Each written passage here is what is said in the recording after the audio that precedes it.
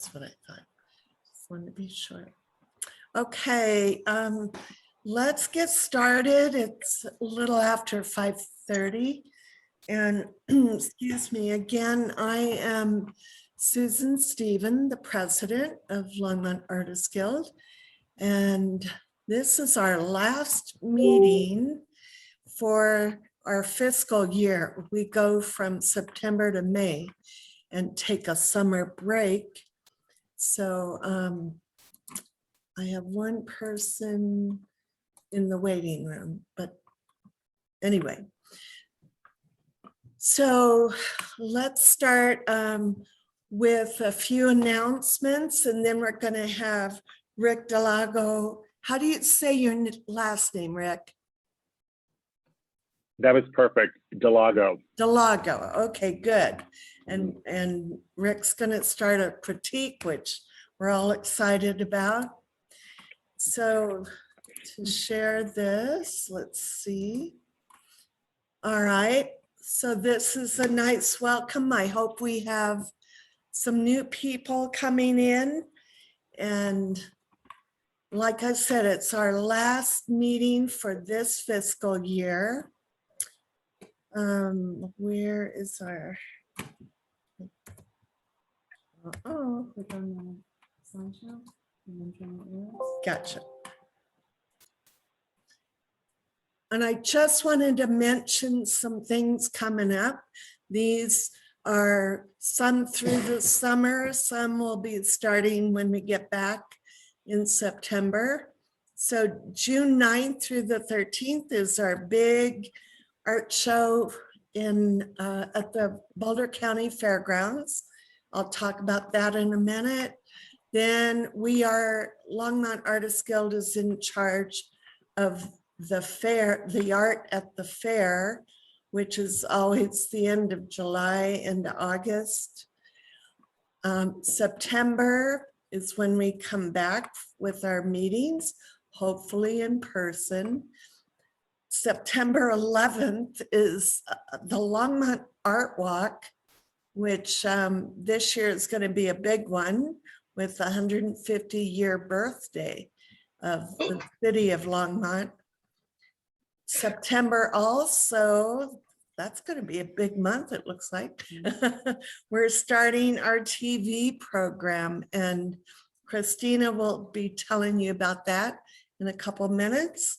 October is our pumpkin pie days that we join up with them at the fairgrounds and display our artwork there. And October, again, it's another art show at the Great Frame Up. Here's some board changes we've had recently. Karen is leaving us. Poor Karen, she's moving to Texas. She's been with us for quite a while, and her family are moving away. Deborah Coley is our new board secretary at this point. Elise Thomas will take over the newsletter so that Christina can focus more on our TV show. And Vanalda will possibly be our PR director. We still need hospitality director. If anybody is interested, please let us know. We just judged the St. Vrain School District artwork. The students had over 1,500 pieces. It was a virtual show. And every year, Longmont Artists Guild gives awards to some of the students. This year we did it virtually, had 25 elementary, 10 middle school, 15 high schools. And they each got a certificate, and the upper grades got a Michael's gift card. The June show, like I mentioned, is coming up real soon. You have until May 22nd to get into the show. It's online on our website, and just fill out the form online. Or if you want, you can download the application and send that in. So this is our big show, everybody. So make sure you get into that one. To be in this show, like most art clubs, you have to volunteer a few of your hours to help us out.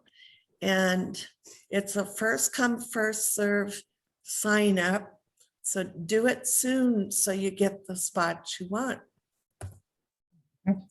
There's our art walk I was mentioning, 150th birthday.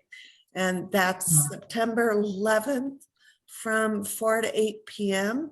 We're going to have 4 artists for the first half of that time period, and then 4 other artists at the end of that time. So if you're interested in being in the art walk, please just email us. You have to be a member of LHG, and it's no cost to you. And we always sell our artwork there too. No commission. And we'll be working with the public on some art projects.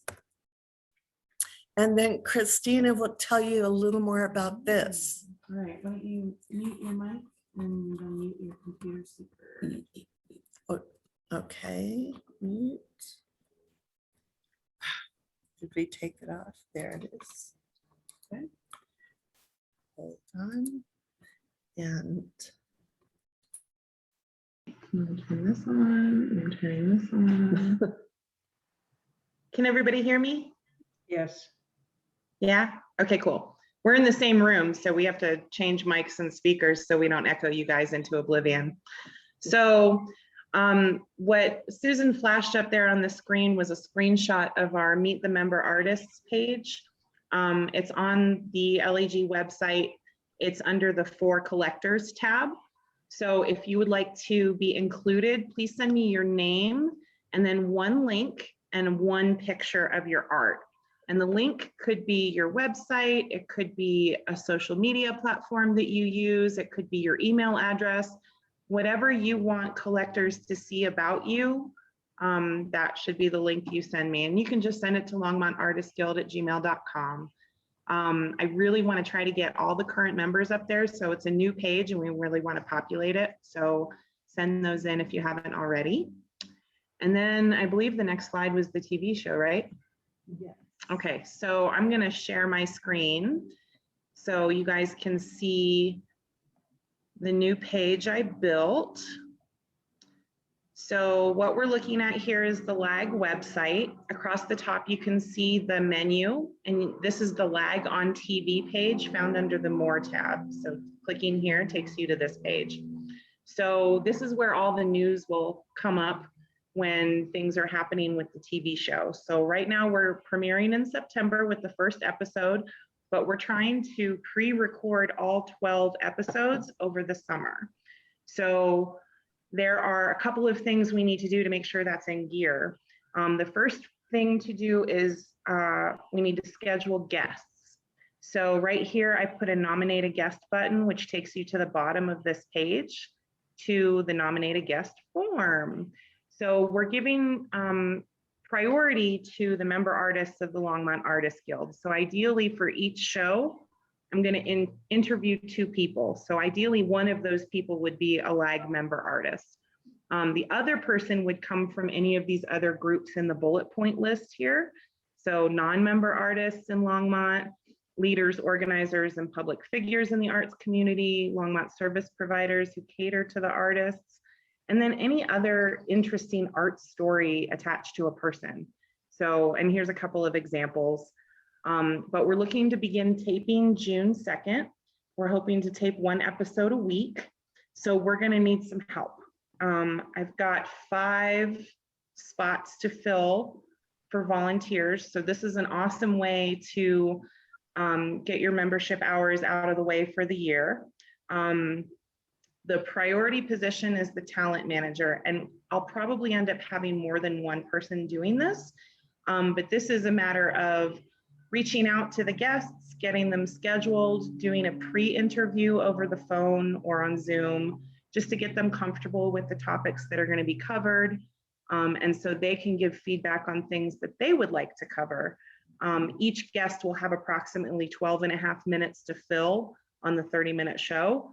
So I'd like to do 4 minutes of an intro, 4 minutes of a topic I choose, and 4 minutes of a topic that the guest chooses.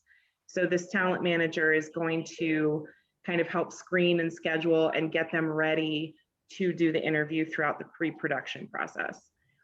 So then we're also looking for a director. So this person is going to be the technical head of what's happening. They operate a machine called the switcher. It just changes from camera angle to camera angle. They're going to be the person who hooks up the mics, who sets up the lighting. All of this is going to be trained. Nobody needs any experience or any equipment for any of these roles. And we're going to have a dry run orientation day with no guests, just to make sure everybody kind of knows where they're supposed to go and how things connect. The floor manager is going to be the people mover on set during taping day. So this is going to be the person who gets the guests to where they need to go when it's their turn, when they call breaks, making sure the set is quiet when we're taping, that kind of thing. And then we need a camera laptop operator. This is a very simple rig. It's not even, I mean, they have major rigs, but what we're using is extremely simplified. So if you can operate a smartphone camera, you can operate this camera. But this is a pretty standby kind of role. We need a person doing it, but you're gonna have a little extra free time. So you may be an extra pair of hands to either help me out or the floor manager or maybe the director, hooking things up. And then the last role is the video editor. So this is a post-production role. You don't need to be there on taping days, and we can reserve times for you to come in and work on the major computer with the professional editing software to work transitions and title cards and make sure the lower thirds are matching up with the people who are speaking and that kind of thing. So, and again, all of that will be taught to you. All you need is an interest. It kind of tells you who it's the best fit for, a little description of what you can expect, what kind of time commitment, what kind of training you might be looking at. It feels intimidating. I promise you it's not. Please don't let that stop you. If you're interested in any audio video learning at all, this is a great opportunity. So throwing that out there, if you or someone you know would make a great guest or part of the production crew, I want you. Please email me. And I think that's it on this part. So I'm going to turn it back over to Susan. That's okay. I'm going to stop share. I'm going to.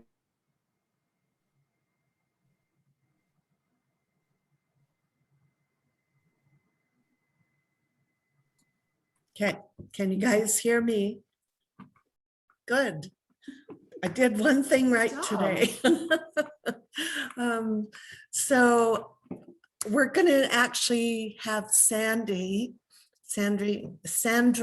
Kinchin, we call her Sandy. She's going to introduce our wonderful guest artist today. You had a beautiful slide of him in your show, but we'll have to save that for later. Okay. Okay. Well, Rick is here with us, and you've heard him speak a little bit to the group about some of his interests and the things he's been doing in Boulder. And he's been a film producer and an artist in Boulder for some time, but he just started painting 5 years ago. Is that possible? Because he's won many, many awards. He's now really a wonderful teacher and a wonderful virtual artist, leads artist critiques. And now we are so happy that he's here to work with our group. And I guess now we make him a host of the show. Christina, who does that? He just takes over and shares his screen. He just takes over. He just takes over. And share your screen with us. Yeah, and Rick, I'm in charge. But You have the This- pictures this- that I am I- sent you? Am I supposed to show that stuff? Oh my God. Let me look at this. Hold on. Sorry. It's okay. This is why you guys do this is why you guys always do a run through first. Yeah, Okay, let me see this. No, we'll run throughs. We'll just all take it. Here we we're go. not Okay, that cool. sophisticated. Okay. Okay. Oh, here it is. I think. Okay. So I'm just gonna open this up. Okay.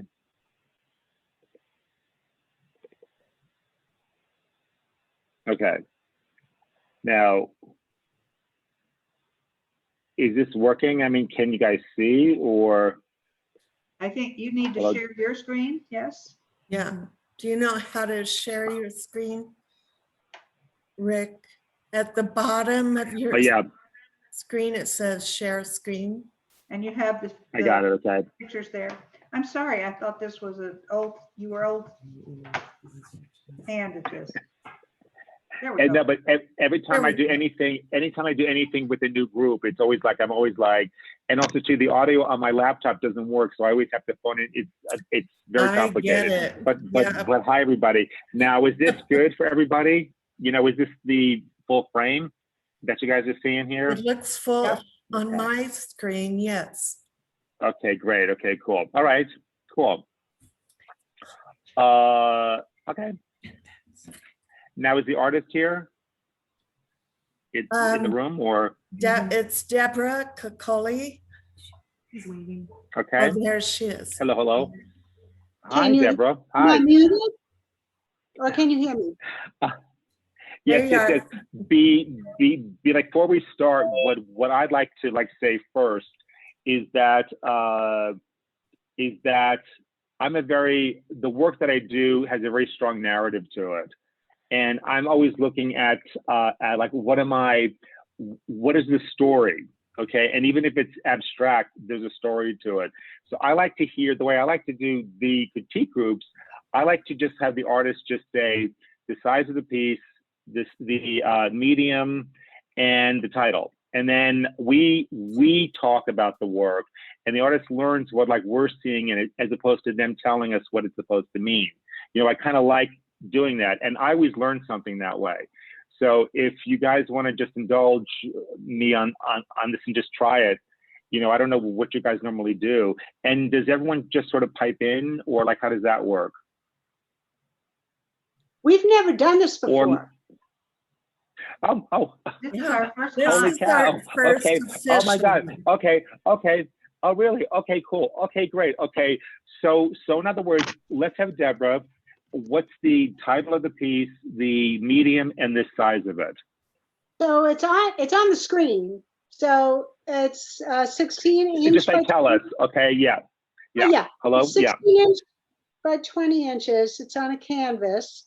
It's acrylic, Mm-hmm. and it's called 3 for Mhm. Vitality. Wow. Okay. Okay. Now I'll start. Okay. First of all, I think it's amazing. There's a lot of motion in here, and I think painting the water clear kind of puts us in the water with these fish also too. There's no break, there's no surface, and I feel like I'm in the water with these fish, and I love that intimacy. And I love how you have a very strong, these warm yellows and oranges, kind of creating this vortex where my eye is just swirling with a lot of the cool colors underneath that. You know, do you start with a dark canvas? Do you paint the canvas dark first and then work to lighter colors? Deborah. Well, okay. So what I wrote on the bottom of this was I've been painting many small rocks with the koi, and I was ready to try something larger. So Well, let me just ask you a question. Just answer the questions that I'm asking you, okay? This is more technical. You know, okay. Do you start with a dark canvas, or do you work from dark to light, you know? No. Or and are you working off of a photograph also? Well, okay. On this particular canvas, It was just gessoed. And then I did the drawing with charcoal. I Mhm. looked at probably 10 different photographs of underwater and koi paintings. And I used one koi from one painting, one rock from another image online. So I looked at lots of different images. And then I just kind of kept moving around the canvas. So I wasn't necessarily thinking about light to dark. Sometimes I might, but not on this one. I just kept kind of moving around the canvas, doing what I Mhm. kind of felt needed to be done. That makes any That's sense. great. This reminds me a little bit of the Matisse dancers. I don't know if anybody knows that famous painting, but of the dancers kind of floating in the air, just from the angle of this, you know, and also to the like shape of the rocks, I find even mimic the movements of the fish. Did something just happen? Yeah, I just got lost. Oh, there Okay. you are. I see you. I don't see the painting, but Hold on. We were there before. Oh, we were. geez. We were. Okay. We somehow got bumped. Okay. Here we go again. Okay. Oh, here we go. Okay. I'm sort of a klutz at this stuff. But like I was saying, I think that the shape of the rocks really mimics the motion of those wonderful fish there. And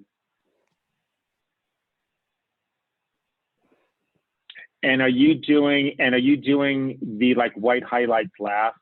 You know, do you go in there last with the white? Yeah, yeah, Hmm. I do. Yeah, it's great. What does anybody else think? Anybody else have any comments or?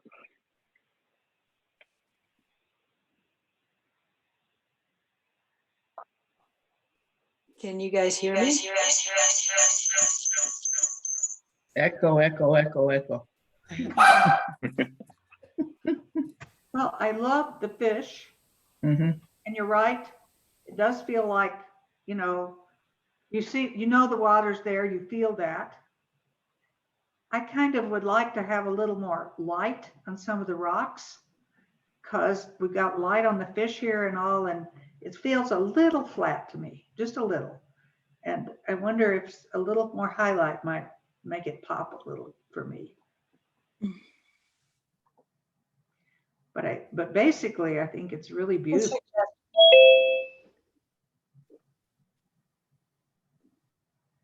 It's interesting because the like lower left corner of this piece has those wonderful, what are those, lotus leaves floating there. And then the upper right corner, in the upper opposite corner, you sort of just have those rocks, you know.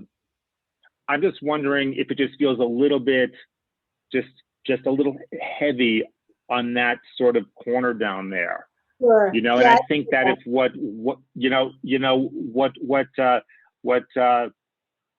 was said earlier, like about maybe putting a little highlights into those rocks, maybe up in that corner, maybe we'll sort of tilt the balance just a little bit. I don't think you need to do a lot, but just to sort of balance our eye back up to that sure, sure.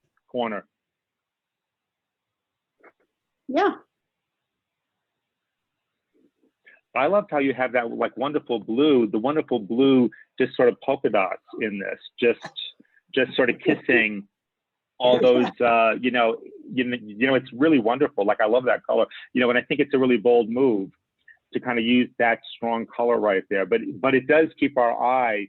It creates like tension in the center with the oranges and the blues, you know, those like complementary colors kind of swirling around each other. You know, and even if that's something you're not cognitively thinking of doing, somehow your talents or your instincts or your years of experience is sort of guiding it. Because sometimes I will grab a color and my brain's going, what the hell are you doing? But it winds up being the right thing, but there's something inside of me making me do something. So it's not always like I thought of everything. There's like a gut reaction to this process, which all of us do. Yeah, that's what I mostly do. It's just like, Yeah, oh, you like don't think. You kind of go into that zone and your brain turns off a little bit, which is kind of a nice place to be. And somehow there's something driving it, Right. I also listen to music that I listen to music to run and do other things, but also to paint. And it's like I'm dancing with my paintbrush, the music. Wow. Well, And that's a great. lot. Well, it shows that. Yeah. No, I think even earlier with the comment about Matisse's dancers, I mean, like that. I feel that the fish are even dancing. Mhm. I just wanted to comment. I love this piece. I was actually just going to comment. I really like, because there's a feeling of like high that it's kind of like a high time of day, because there's enough shadow coming from underneath the leaves and from beside the rocks. I almost think, because there was the comment earlier about it looking flat, and I think for me the only spot is the fish on the bottom left. While the other two are meeting a lot of that shade from the river, it's not really getting much on its underside. And I think if it had just a twinge more of that shadow, it would make that whole thing look three-dimensional and entirely. Hmm. That Good helps. suggestion. Good suggestion. Yeah, good. Thank you. Yeah, I agree with that. And that's a good point. Because like if you think of this painting as like three different cells, like the leaves are on top, then the fish are in the middle, and then the rocks are on the bottom. It's like three levels. And that last comment's really good, because I think it would actually separate that fish and make it feel like it is like a 3D thing. And I So much fun. This is. Oh, sorry. Hi. I don't have the you know what I like to do? Sometimes what we do, I don't know if I can do this. Sometimes we like turn them upside down. Yeah. Oh, let me see if I can do this. Oh my God, hold on. Can we see that, everybody? Uh-huh. Okay. Now that's interesting, because I'm seeing the water breaking on that rock in the, on the left-hand side. Like it's like half the rock is up out of the water and half's under it. Right. Interesting. Right. Yeah. Well, It just makes me smile. Like it's so happy. Oh, sorry. Go on. No, it's okay. I just wanted to say something that I liked about it and thought would be fun to just even add more of, are just the little bubbles in it. Those are a lot of fun. Yeah. Yeah, I didn't want to get carried away with that. I did like. It just caught my eye, and I wanted to let you know. I'm going to ask you a question that I hate being asked, but I'm going to ask you anyway. Is like approximately like how long did this take? Like how many days, or just like a rough. I'm just always kind of curious as how much time people spend on the painting, and even if you put it aside for a bit and come back to it, just like what you think: 12 hours, 20 hours, 3 hours. Maybe 20. Wow. I could be wrong, because I get easily distracted. Right. And, well, you're busy dancing. You're like dancing. Yeah. And then I have to step back. You're supposed to step back and look at it. And then I step back and go, oh, my laundry, or I don't know, So I'm not focused. I really can't work for more than an hour probably at a time straight without stopping. That would be my max, I think. Then I have to stop and get a snack, whatever, check my email, very important email, I'm sure. then get back to it. So it's always broken up. It's hard to know how long I take. Well, I think it's interesting because I don't know about other artists here, but I'll be working on a part of the painting and I'm not liking any of it. And then I'll walk the dog and I'll come back and I'm going, oh, that's not so bad. Like, you know, like if I just take like a little break, even because you're in that hyper focused zone where like all you're seeing is just everything that has to get fixed. You know what I'm saying? And to step away from it and come back is probably healthy. Yeah. Yeah. Well, thank you. Bravo. I think it's beautiful. Thank you. I actually did stick this one up at the Burlington Medical Center in one of the LAG venues. So I sort of said to myself, it's done. Done. You know, and I might go back to it because it's acrylic and I didn't varnish or anything. So I could tweak it a little bit. But like many of us, I'm sure we tweak it and tweak it and tweak it. Overwork it. Yeah. And then enough. That's true. I always feel like, for me personally, like I get to a point where I'm like, okay, whatever, you know, because like, you know, there is nothing that we can probably do that'll change someone's experience looking at this for the first time. No one's ever going to look at it like as closely, you know, as you are, you know, so it's knowing when to stop is, that's like half the battle. You know? It is, because I'm sure many of us have gone over that line and ruined stuff. And that's heartbreaking, you know, where you just, what the heck did you just do? And then, you know, that's very bad. I always have like a portion of the painting, like a small portion of something where I'll spend, like if I do like a 20-hour painting, I'll spend maybe 15 hours in this one part and then the rest of it I just blow out. And it's always interesting. And it happens a lot. The part of the painting, like I hate painting hands. I hate painting hands. And I always do them last. And I just like slap them on. And so many times people say, oh, I love those hands. I'm going, you know, there's a lesson there, you know? So anyway. Cool. All righty. Well, do we move on to our next one? To our next guest? Okay. We seem to have like a water thing going today. Okay. Oh.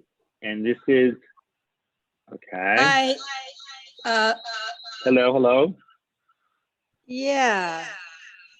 I'm Maureen. And I don't know why it's echoing. I don't see Maureen. Where? Oh, there she is. Can you see me now? No. I see your little square and iPad Maureen, but what, can you hear me though? Well, what's, yes. Hi, Maureen, what's the title of the piece, the medium and the size? This is a collage and it's all made from cutting colors and images out of magazines and just using glue to layer them up. It's called Whistling Swan, and it is a transformation of a John Audubon painting. Wow. Wow, that's incredible. I just cannot imagine all the work that would go into doing that. I mean, that's crazy. Do you mean that, like, for example, all those white lines in the water, that's just cut out paper? That is correct. Even the yellow flowers, every little petal is cut out individually. Oh my God. Look at that. even the white around the like lily pad, you know, you would have cut that out and then glue that down. Well, some of the strips are glued out, cut out individually, and some of them are layered. So I would take the green, for example, and cut the lines out of the green and then glue the green on top of the gray. Wow. I just can't believe this. I am blown away by this. This is freaking me out. It's so insane. Wow, look at this. You know, it's so incredible. And how large is this again? Is this, I'm sorry? and what's the size of this again? This is 16 by 20 inches. Wow. Hmm. And are you using like an X-Acto blade or scissors? I mean, what's your process? I use really tiny scissors, and then I use a repositional glue stick, and I glue it onto watercolor paper. This is so crazy. I'm sorry. It's really amazing. And so, for Yeah. example, with the clouds, are you just cutting out different skies from magazines? And then you're kind of doing like a thing up there? Um,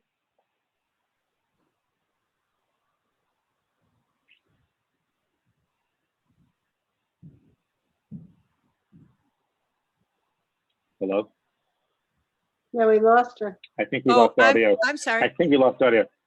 Yeah. Yeah, here You're here I muted. am. Yeah.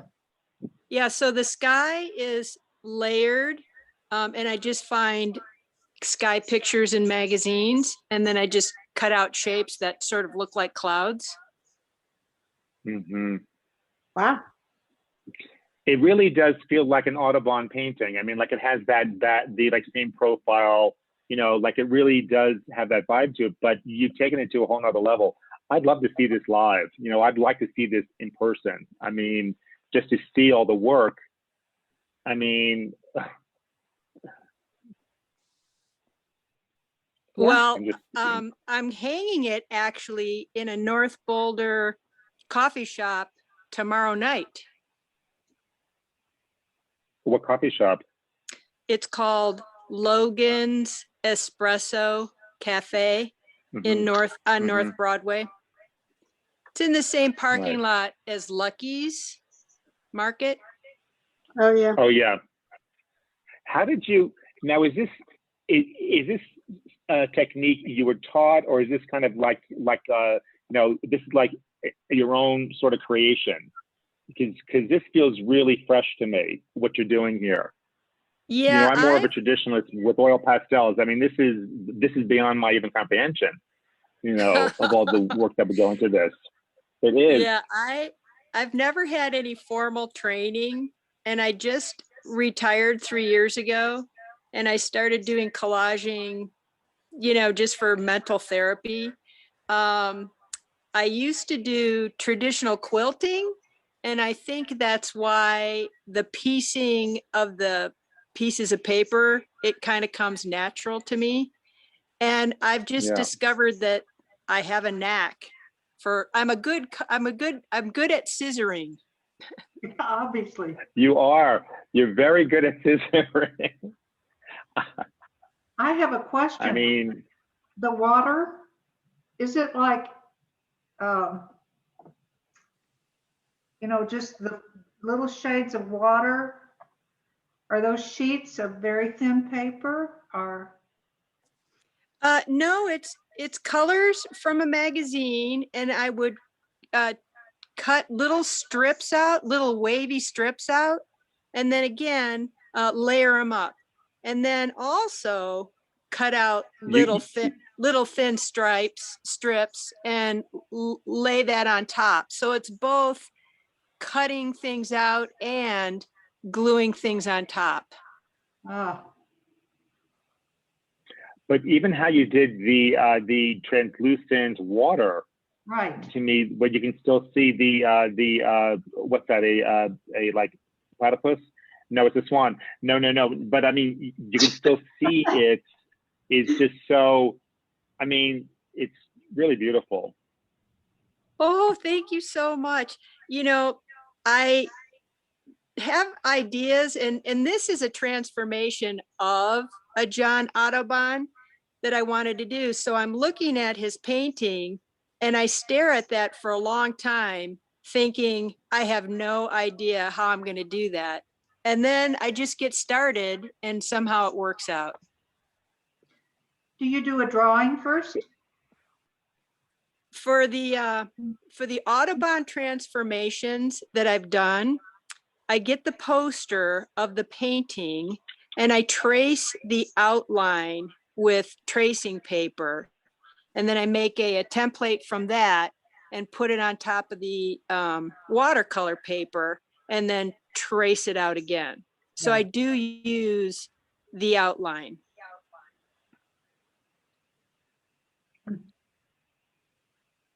I mean, I'm really digging the way that even those leaves floating in the water are even at that great angle. The perspective of this, it's weird because like not only is it flat, but it has perspective, if that makes any sense. You like somehow found that amazing ability to kind of give us both of that.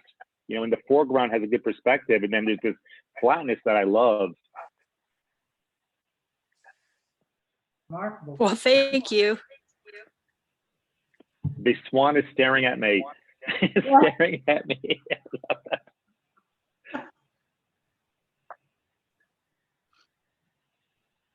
Wow, really, really Well, insane. and I use a lot of fashion magazines and travel magazines. So the dark gray is from a cobblestone street, and the sort of plaid on the feet are from a tweed coat from a fashion magazine. Oh my gosh. I know you I'm glad we all have OCD and we can channel it, because it's so creative to kind of be able to see that, you know, to be able to see a coat and say, oh, that'll look good as the webbing between the swan's feet next to the, you know, I mean, but I'm assuming that like you have like a lot of things going on your work table, like you're sort of like moving stuff around, right? You know, a lot of piles of stuff, right? Oh yeah, collage is very, very messy. And I just leave the mess until I'm done with one piece, clean it all up, and then start all over again. It takes a lot of space. I'm sure, and you probably have a lot of things you think, oh, I'll use this one day. So you have a lot of inventory. You know, it's like, oh, I'll save this magazine because who knows, right? You know. Oh my gosh. I probably have 1,000 magazines, and I even rip out like colors, and I have a folder for animals and a folder for architectural designs, you know, gardening magazines. And I got a lot of stuff for sure. I never made a collage until the beginning of the lockdown, like last April and May, when we were all really stuck on our houses and sterilizing all of our groceries and freaking out. And I made a collage, like a very large one, with homeless signs that I bought from the homeless people in Boulder. And I never made a collage, but it was interesting because normally what I do, it's so planned out in advance because I'm a like photorealist painter, super planned out. The collage was telling me what it wanted to do. It was very interesting to kind of like allow that to happen. It was almost like a Ouija board, with sort of like, you know, and it was sort of making itself in a weird way, if that makes any sense to anybody. But it was like the opposite of what I normally do. And I like that feeling, because you're discovering things as you're working on it. You're going through magazines and seeing things. It's incredible. Yeah, and sometimes a collage will just take on a life of its own. It's very serendipitous, and you might have a plan, but it doesn't come out like your plan at all. It just kind of depends on what you find in the magazines. But the Audubon transformations that I do, those are very planned in terms of, you know, it's going to be a copy of Audubon's painting. Right. Hey, But guys, even though just even flipping through and just finding textures and patterns, even that would even work, I think you have to be open-minded to even find that stuff, you know, to apply to this. Anyway. just a matter of process. It's 6:20 and we need to probably get to a couple of. Okay. Okay, sorry, thank like you. I could just talk about everyone's work for like hours, you know, like I just, you know, okay. I'll talk less. Okay. Here we go. Name withheld. Hi, this is mine. My name's Kirsten. I probably didn't fill out the internet form correctly, but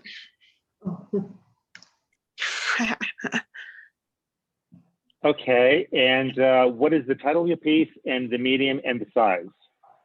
it's called Spiritual Hope, and it's oil on canvas, and it's 24 by 30. Wow. Wow, okay. And I was just really enjoying kind of like having fun blending the colors together, and it kind of just had this inspirational quality to me. So that's kind of the reason for the name and such. Well, I think it's interesting to me because like it's almost like it's chaotic, but it's orderly. It's both at the same time. It's almost like it's bricks, but there's just, and when I say chaos, like I mean that as a compliment. You know, I just think that there's a tightness and a looseness at the same time that's in here, and I love that. You know, it almost feels like it's a landscape to me with this sort of dark lineup here when you can see the entire piece. I wish I could full frame this to see the whole thing. It's just a little bit nerve Can wracking. you guys see this? Are you done? You I think I could because leave now. this is vertical. He said he was blown away and he wants to see it in Oh, person. she should mute her. Critique it somebody else. Yeah. Mute her, It's true. It's true. I want to see it live.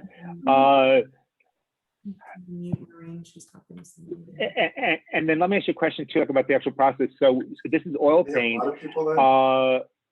You know, are you building layer on top of layer of color, or how are you doing this? And do you put it aside at a certain point and let it set and come back to it? You know, sometimes with like oil paint. I painted it like in 3 different sessions of about 3 hours or so. And I would, okay, I started off like with, like you are right about it having kind of like a structure, because in the top left-hand corner or the top row, I started out with these like boxes. But then after that, kind of where that like gray stripe is, I just started like really enjoying like so I'd paint like a section at a time and just kind of like mix a lot of different colors together and kind of enjoy like all of because I always have this sense that there are certain colors that don't go together, but like I was realizing like that's really not true. Like everything on here was like kind of what I wouldn't have picked them to go together, and they look amazing together. So anyway, that was kind of yes, how I agree.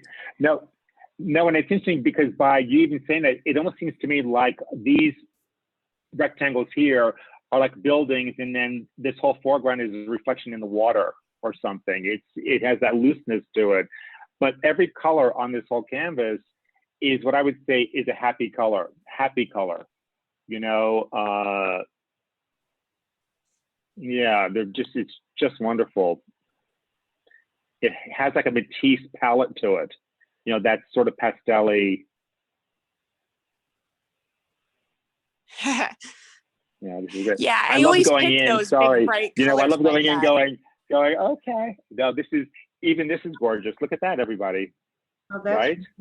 Is there a lot of texture to it, or is it very smooth? It has a lot of texture to it, especially at the top. I did some glazing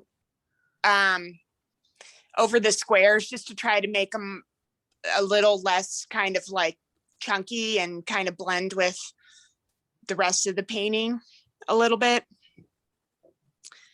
So, but I think that the strength of the painting, honestly, the strength of painting to like me is the fact that it doesn't do that. You know, in a weird way, it's almost like it creates these areas and these sections that are tied together in such a creative way, because you're tying them together with these happy colors.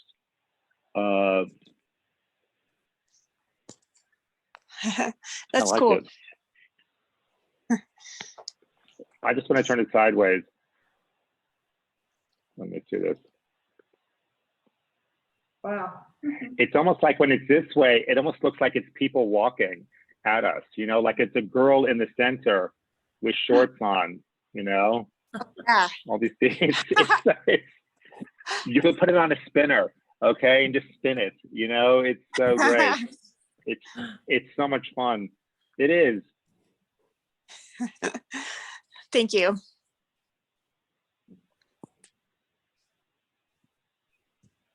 How do you know when you're finished with these pieces? You know, like I can see with the swan earlier that you like had enough of cutting out stuff and it looks good. But this, I mean, how do you know when you're finished? Yeah.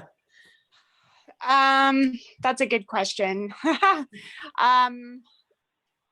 It's almost I- within. Yeah. I don't know. I'm struggling to answer that. I guess I have this intuitive sense that like everything's kind of jiving well together. I don't have a good answer like for you that so. When I think it's finished. But yeah, go on. hey, do you have any questions about that? Is there any area of this painting that troubled you? Or do you feel like it's really there, it's finished? Okay. I mean, I think it's interesting what you said about having the, okay, so this is a really, I'm a pretty new artist and this was the biggest size canvas I ever painted on. So like when I first started, I was really like kind of anxious about it. So like I started that top row as just blocks and I said to myself, like, I'll get back to like what I'm going to do with these, but I just kind of got to get started painting, you know? And so like, by then I just like kind of got into the zone, I guess, for the moving down the painting. And so then at that point I was like, okay, what do I do with the top? And so I guess my question would be like, how do you know when you're like in the zone and when maybe you're overthinking things too much or whatever the case may be? I mean, I think that's all of us. You know, like I think all of us, you know, would benefit from thinking less. Okay, like I think a lot of us overthink our work. You know, and I think that's just something which an artist does. You know, and the fact you feel that to me means that you're onto something. You know, the other thing I would say to you is to maybe do another canvas or two and put this aside for like a month or so and then look at it fresh again, you know, because I think that like that's a great way to see. But I mean, I think it's hard to ask somebody else, but to me, I mean, this one feels like it's, you know, to me, like it feels like it has a really great narrative, really great composition, a lot of energy. And I'd like to see this one live too, because I think the scale of it, the fact that it's 30 inches tall and it's vertical is a hard way to work. At least it is for like me, you know, it's a hard thing to handle, but I think it's pretty great. That's so cool. Thank you so much. I'm a pretty new artist, like I was saying. So this is my first time sharing my art with others. So Yeah. Really? Well, bravo. Like I'm saying, you know, something, do it.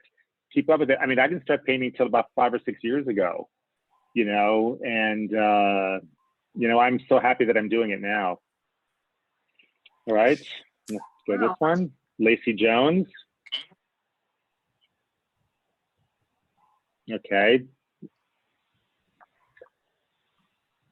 Oh my God, this, okay. Lacey, are you here?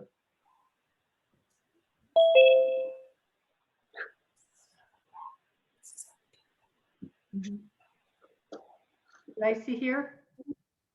Maybe not. Lacey. No. Well, we may have to move on then if she's not here. But this has a lot going on. Look, it's hand-tinted silk screen collage and encaustic on cradled birch panel. It's like one of those fancy restaurants where you get the little dish, you know, it's really beautiful. there's a lot of, the thing about your group, which is kind of cool, you all do your own kind of crazy thing. You know, it's kind of really, there's a lot of originality here, you know? Okay, Jill? Jill's here. Or are people afraid that I'm going to say something bad? Jill? Jill's here. Oh, she's muted. Hi, Jill. Oh, Jill, you're muted. There you go. No, there you go. No? Well, I'll do it for her. This is Jill Musser. It's called Overlapping Ideas, oil on canvas. It's 40 inches by 30 inches. Okay. That's a big one too. Mhm. It is. There's so much movement in this.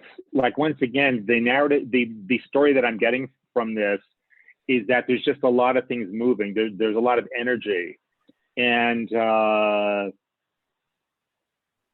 really bold how you have these like really like tight little spots of like warm oranges with this kind of like really great vibrant bluish and pinkish. And once again, this is a very happy palette that you're using. Wow. Yeah, it's nice.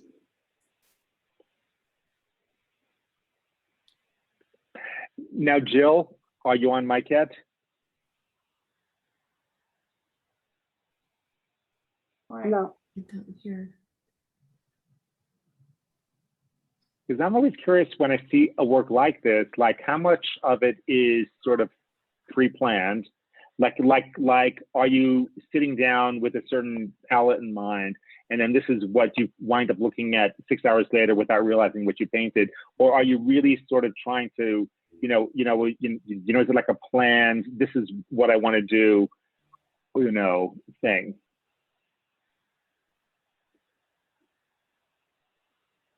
No. Well, I think Jill's here. We can't hear her. Yeah, her audio is off for some reason. Well, then let's just talk. About her, okay, Jill.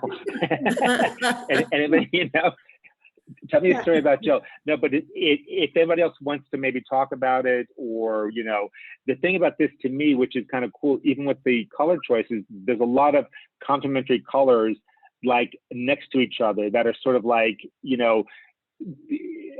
calling our eye to it and making a sense with this pink and green here, really, really strong pinks and greens. And then you have this like really dynamic orange against this really great blue. And even with the red and green down here, there's a lot of tension with the color choices, which I think keeps us moving. In addition to those, looks like those white, just sort of brush strokes, even like a dry brush stroke up in the corner here, like a dry brush stroke up in here, you can see that. But there's a lot of layering here, I can tell.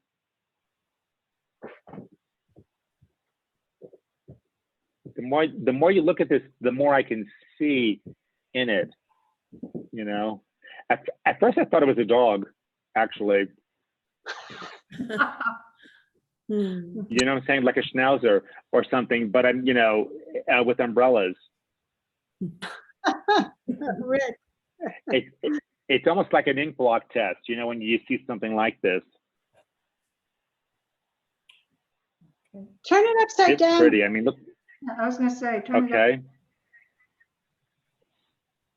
Here sideways. Oh, look, it's a bird. It's a bird. Oh, look. Hold on, let me move this. That's interesting.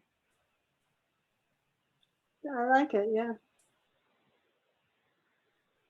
It's so Nice much fun. It has Yeah. so much depth. Like I wonder if there's layers and layers and layers of just paint with like color coming through. And then here's the last way. It really is dynamic. Yeah, I like that Yeah. composition. Yeah, it's weird. It almost works every single, it works every single way, which means that it's well composed. I sometimes turn light upside down and I'll see things that I didn't see, I find it to be really helpful when I'm working on a canvas. Right. Pretty cool. Okay, oops, we're still going this way. Jill, we're sorry that we couldn't hear you.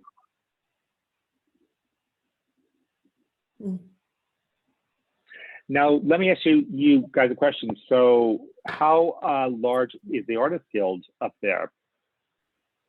How many members do you have, Ish? Just over 100. About 100 now. 112. 100, actually 112. That's great. Yeah. That's great. I'm doing an arts festival at the Avalon Ballroom in Boulder. Right. On second Saturdays. It's funny because Nobo's going to start doing a second Saturdays, and I'm going to do a second Saturdays. So, but mine is, you know, I can send you like a link to it, and maybe you can send it to your members. But it's free to apply. There's 60 artists. We have music there. We have dancers there, and it's free to the public. And we're going to do it every month in the Avalon Ballroom. There's this old ballroom in Boulder on the outskirts that has this overhang over a very large parking lot. So it's an ideal place for a fair, because we're all in shade and we're outside, you know, so it's kind of cool because that sun gets to be pretty strong. But I'd love to invite the members of your group to apply, you know, and participate. We can put that in our newsletter. What's the date again, Rick? It's June 12th. June 12th. It's Okay. June 12th, and it's from noon until 4. We did it in September. It was a drive-through where we had cars. You could stay in your car, and we had like 450 cars, and every artist sold something that day because of the traffic jam. So people were forced to look at the art. It was kind of cool. We didn't know what we were going to get. There was a huge traffic jam. Like it took about an hour to go through the entire thing. And we had the Philharmonic was there playing. We had belly dancers, and we had like a break dance school. So there was something for everybody, and all different levels of artists. And it was really a lot of fun. But it's kind of what we need to create here because Longmont and Boulder, there's so few opportunities. There's so many artists here in our area, and there's so few places to really show your work. You know, in these towns here, you know, and it's not like we don't have development. It's not like we don't have people moving here. It's not like we don't have empty walls. Hey, Rick, will you be on our show? Yes. Good idea. On your show? Of Yeah, course will I you will. be a guest on our show? Of course. You know, I always say yes, which is a bad habit. Yes, of course I will. But I want to, but I honestly feel the one thing that I do with the city of Boulder is I've gone to the city and I've gone to the Arts Council there and I said, this is never going to work here unless we get all these groups to work together, you know, number one, because all these groups are kind of fragmented, especially down in Boulder, but also too, it has to happen from the bottom up. And this is how it starts here, just with us talking about like each other's work, really is a bonding, great experience, you know, I think. And an art scene gets created from the bottom up, I feel. And there has to be more, you know, and I'm just trying to create as many opportunities as like possible for all of us to showcase and to sell our work here. You know, I got the Museum of Boulder, which is a history museum, not as great as the one up in Longmont, because you guys have a Class A art museum and history place up there. But I convinced them to start showing art there and become more of a cultural center, just like you guys do up there. And now they're letting artists show work there, and they're getting traffic. There's only so many times you can look at the mining tools. You know, I told them, so you kind of want artists in there also too, and it's actually worked out well. And they're doing an artist of the day once a week in their lobby. So it's free and they don't take a commission, and they let in artists kind of set up in their lobby for the day and to show the work. So it's like little things like that, trying to create these like little avenues for us to get our work seen, you know, especially for those of us who like want to sell. You know, it's not everyone's goal, but I want to sell my work, you know, and I want to, you know, and I think that there's so much great talent around our area that there's no reason why we can't become more of a destination for it. I just think that we have to think beyond galleries, you know, in a weird way, you know, and I like what you guys are doing at the fair. Like I think that that's smart to like be at that fair, you know. We really appreciate your participation with us, and it's really great to hear your enthusiasm and encourage us all to get out there and work at showing our art, because that's what we want. And we probably are about out of time, but does anybody have anything they'd like to ask Rick? Or I know you're going to teach a class soon in figure drawing. Yes. It is. We started a life drawing class with a nude model. So, and we're going to have it up at Chautauqua in one of their big cabins up there. It'll be a beautiful setting, and it's only $15. I always believe, honestly, I hear this a lot in Boulder, where I hear them say, "Oh, it's Boulder, and they can afford more." And that's not the case. Like, not everyone's rich around here, you know. So I always try to keep the cost way down. Like for the Avalon Art Fair that I'm doing, it's $25 for a booth. I mean, that's unheard of, you know. It's just, you know, and like we don't take a commission, and it's just basically just to cover the cost of the rental of the place. But we're going to start doing like a monthly life drawing class with a professor from CU. And anybody that's interested in that, there's only 14 spots, and we're almost full. We can share that also. Hello? Yes. Thank you so much again. And I think we all feel kind of invigorated and want to get out there and do some more painting. And for all the participants who have submitted their pieces, they're just remarkable, all of them. And we really they are, yeah. Been a wonderful. And I challenge you guys. I challenge everyone who like didn't show their work today. When we come back in September, I challenge you to show your work, okay? Because you know, it's like writing a novel that like no one's read. You know, it's kind of good to get eyes on it. That's a good way to put it. Amen. Okay. Well, Thank you so much. Thank you so much, Rick. Thank you, guys. This was so much fun. You're really awesome. Great work. Thank you, everybody. Thank you so much, everyone. See you all in September. Bye. Absolutely. Yes. Bye. Yes. Good job, you guys. Yeah.